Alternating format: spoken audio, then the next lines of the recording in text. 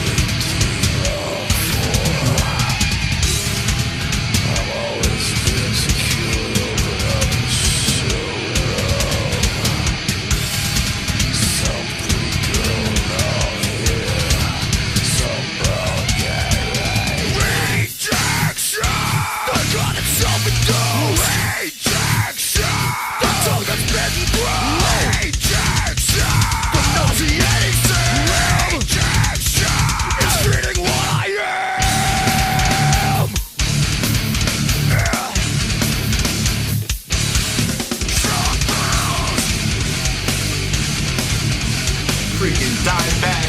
Break it down. Go dive. There's a God that is polishing constantly. She never takes the show. Of course I wanted more. I had to do this to the lost, knowing a lot of tricks. It goes on and on. Just down my pants. Reject!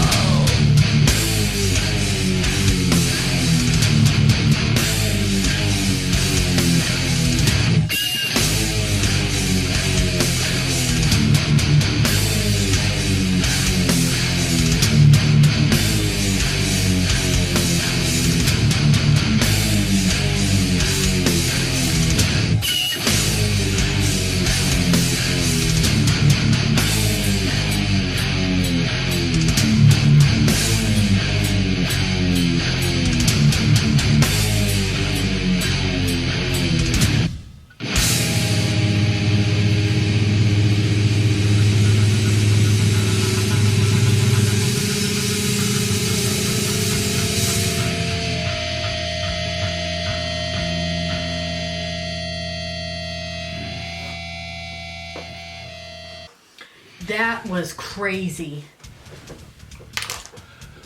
Oh my That was word. 1994. It's now 2019. And it's one of the best songs we've heard in Wow. 2 months.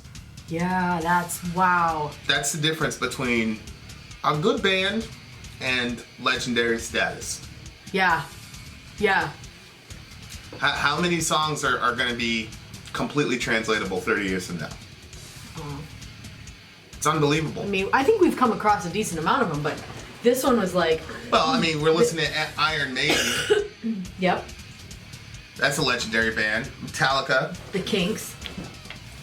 That was a good one. Oh, you made it funny. Huh? That was a good one. Shout out to all my Kinks fans out there. My petty level is like on 2 right now. Is it? Yeah, it's only on 2. If my petty level was on 10, then it'd be a different story. Yeah. But it's on 2. Oh, okay. Okay. Crazy subject matter too.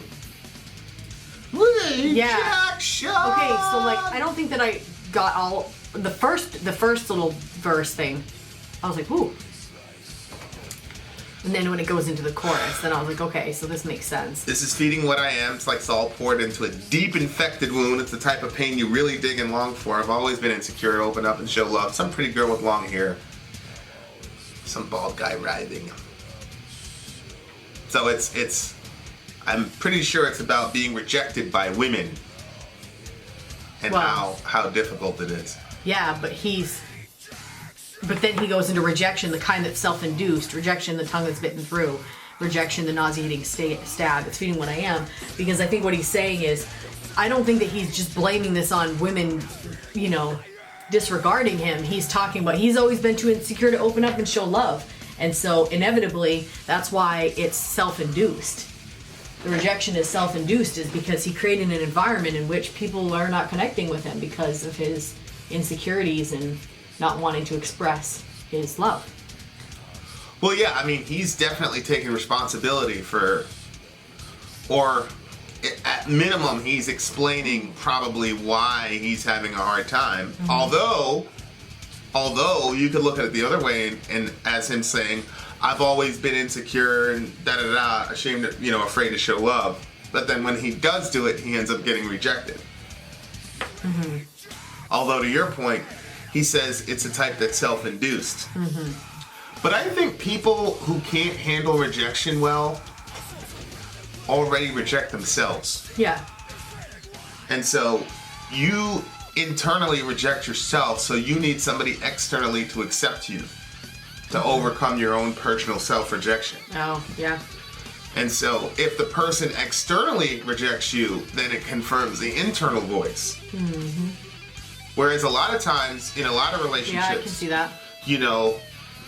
Even with Zoe, she was struggling in school today. And I said, Zoe, you already know this stuff. It's because I'm not communicating to you in a way that you can understand. So it's on me as the teacher to communicate in such a way as you understand. And once I do that, you're going to fly. Mm-hmm. And her mood brightened up and she turned right around and she crushed it. So what I was seeing was that she was kind of rejecting herself. You're not as smart, blah, blah, blah. Because it's hard in an environment where you've got, it's 4 kids. Johan is a rock star at school. Honestly. I mean, he does school for fun. That's what he's doing right now. He's right. He taught himself 3-digit division for fun. You know what I mean? Right. So it's hard when you're in that environment. And so, I was very cognizant about that. And so once I start to see her rejecting herself, I'm the external voice that, when you're a kid, your parents are supposed to fulfill that role. I mean, eventually you want them to be able to do that for themselves. Mm-hmm. You want to train them to, have the internal voice match acceptance of self. But if you come up and you don't have a parent to recognize that and call that out, and then you grow up into adulthood, then it's going to go from the parent role to the boyfriend-girlfriend now has to do that for you. Mm-hmm. So for me, it's like, okay, as a father, I would rather do that now and then evolve her and the others into self-acceptance so that they're able to be healthy and not have to rely on other people's, How many people wish they had a parent that did that with them growing up? Lots of us.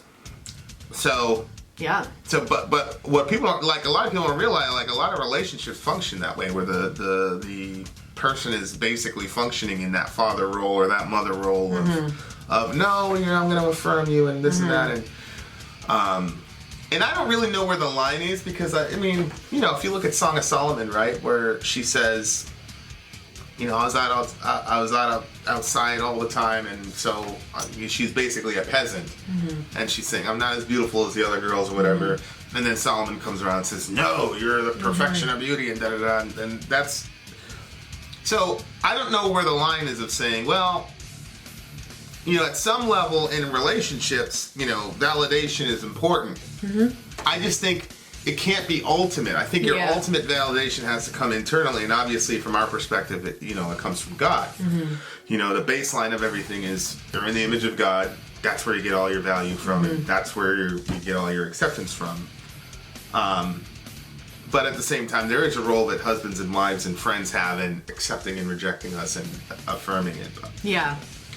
So I don't know where the line is, but I think it's a lot more healthy to be able to have self-acceptance at the beginning. Oh, I totally agree with that. Otherwise, you become a slave. Yeah, and you become a slave, and you also make the other person a slave. Because if they want the relationship to function well, then they have to make sure that they're constantly affirming your. But the other side of that, though, is if a person is really deviant and they figure out that dynamic. Oh, yeah, that's true. You can use that to make the person do whatever you want them to do. Yep. That's why I'm so big on self-affirmation. And I'm very big on, I don't... people's external opinion me matters very, very little. It's because I don't want to be in a situation. I've seen so many people get controlled by the whims of other people and the validations or the teardowns of other people, and so I've seen so many people controlled that way that I'm like, nah, not doing it. Yep. What are you thinking? Well, yeah, I've seen that, and I'm just thinking, like, when somebody's like that, and you're kind of, you're in your 30s, 40s, 50s, and you realize, wait a minute, I'm reliant on other people so much for my validation. Right. Like, what do you say to a person like that? Like, I don't know. Well, that's where our Christianity is very advantageous. Because there are a couple major existential issues. Why am I here? What's my purpose? Where does my value come from? And for the majority of us, and I said in another video, all those questions have to be answered externally. And so for us, that template's already set.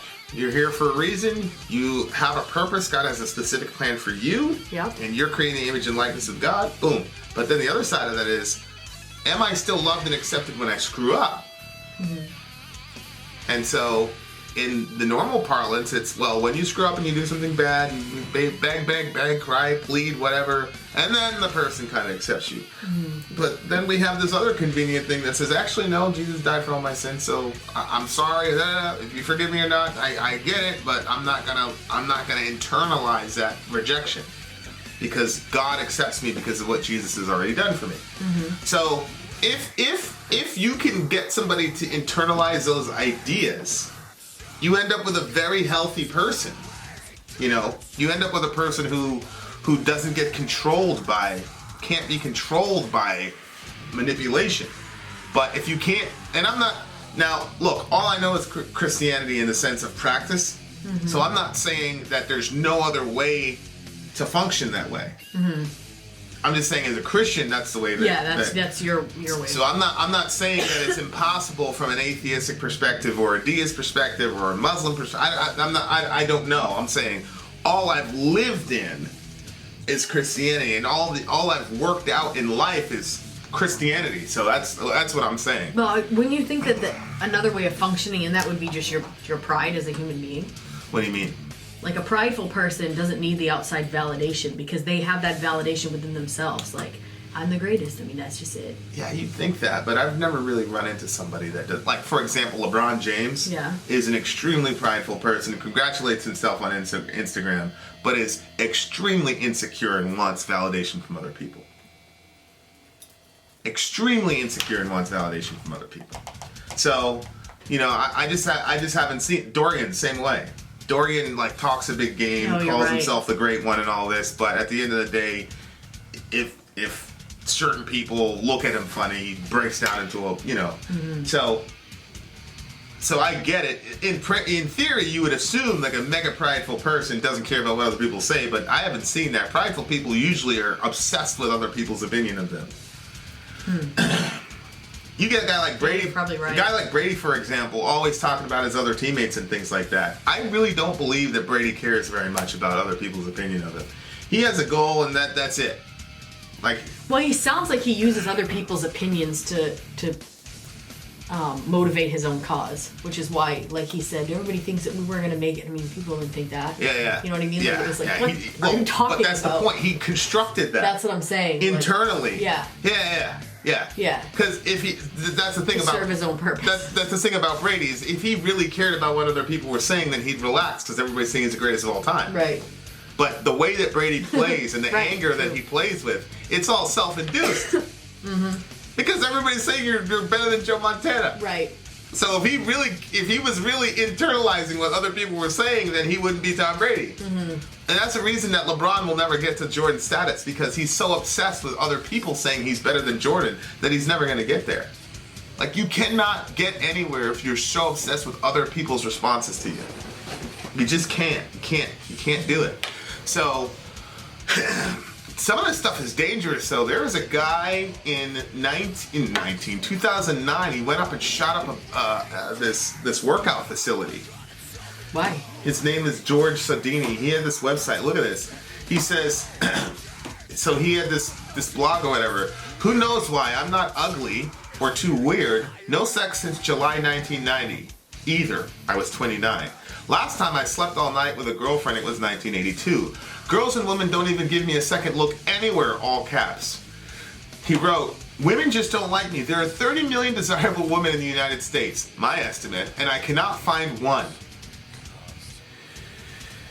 In 2008, Sedini posted online videos in which he discusses his emotions along with a tour of his home, the later of which was a homework assignment from a self-help seminar he had attended on how to date women. So then he went up and he went up into a gym and shot up all these women, killed them, and then killed himself. So obviously that's like an extreme form of like not being able to handle rejection. Oh yeah. But the other side of it is crazy to me is that, you know, when it says self-induced, he goes, there are 30 million desirable women in the U.S. Yeah. What does desirable mean? It's desirable to him? Yeah, desirable to him, probably women that look like you or magazine women or whatever. And it's like, well, why? I'm sure there were a lot of women that didn't fit a certain physical profile that probably would have been interested in the big homie, but he couldn't do it because they had to be desirable because that's a status symbol for him. Wow. See what I'm saying? So it's like he was getting rejected, but it's like, you know, remember that guy that we used to know? I know, it's exactly what I was thinking about. And like, he had the lowest standards for his own physical appearance, but he had the highest standards for the women that were going to date him. Right. And he was alone. Right. And he complained. And he had frustrations with women as well. Yeah. Oh yeah. He was a big misogynist, whatever. Right. You know. Yeah. But and then he would rate women like unless they're I'm not gonna go below a 7. Blah blah blah. It's like it's like, are you out of your freaking mind, bro? I was blown away that he said. I could not believe it. Yeah. I mean, this is the guy. Like, that's him. Like, he's not a bad looking guy. No. You know. He looks a little creepy in that picture. Yeah, but of course, if you have that type of attitude. Yeah. Oh well, yeah. You know, I mean, anybody can kind of. Anybody can kind of pick up on that and like, yo, this dude is crazy. Mm-hmm. So I mean, that is an exaggerated form of people not being able to handle rejection. Yeah. You know, but you know, it's one of those situations where you have to kind of look at yourself and be like, what are you really angry about when you're getting rejected, you know? Mm-hmm. But you know, if you don't have certain structures in your mind to purposely deal with those things, and 99.99% of people aren't going to react that way, but people have a very, very hard time. Rejection's a tough thing. Mm-hmm. Oh, You know, yeah. and that's why, you know, Isaiah 53, you know, it talks about Jesus being despised and rejected, Yep. because it's something that is so, you know, basic to the human condition. Yeah, I was going to say something that we could all relate with. Yeah, everybody's dealt with it. Yep. Everybody's dealt with it. Mm-hmm. You know, so. It comes in so many various forms. And it's really interesting because a lot of responses to the concept and feeling of rejection Mm-hmm. is to kind of lessen the blow. And I Yeah. think, like, so the whole participation trophy thing that everybody laughs at, it's like losing is a form of rejection to some degree. I remember trying out for a basketball team, and I made it the second round, but I got cut in the last round. I'm like, oh, you got cut. You weren't good enough. Mm-hmm. And it's like, you have to feel that pain, Mm-hmm. because you have to be able to go, you have to go through that crisis as a kid. And I think a lot of new kind of ideas about education and participation trophies, like, we want to lessen the blow of the pain of rejection. Mm-hmm. And I think that that's a terrible thing, because when they go out into the real world, man, there's no participation trophies in the real world, family. Mm-hmm. People, you know, that's not the way it is. Like, kids are gonna face rejection, Oh, absolutely. you know? And so it's like, I'm not saying it's gonna create a generation of people that do that crap, because I think that guy was just, you know,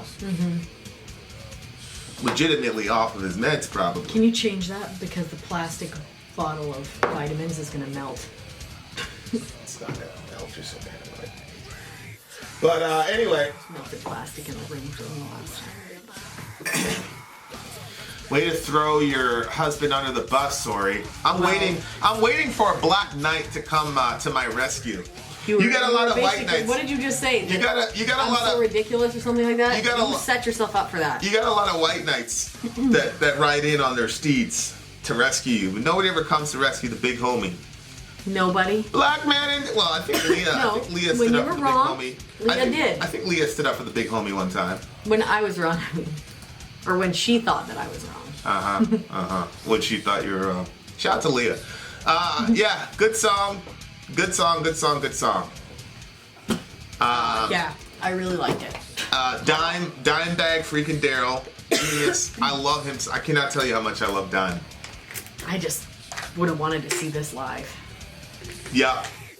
And you would have. Oh, Rejection! Yes. Yeah. I would have got into this one. Shout out to the big homie Dime. Firdos Inshallah. Okay, what do you give the song? A 10, A obviously. 10. No, I give it a 9. Solid, strong 9. Why would you give it a 9? Because it's Pantera, like. I would have wanted. I just wanted like a long segment of just. That would have pushed it over for me. Like a nice long breakdown of just carnage. And I like the solo. What can you say? I like the solo. I can't believe Vin you gave it a out. 10. Sorry, Al. Gone. That's crazy. Rejection.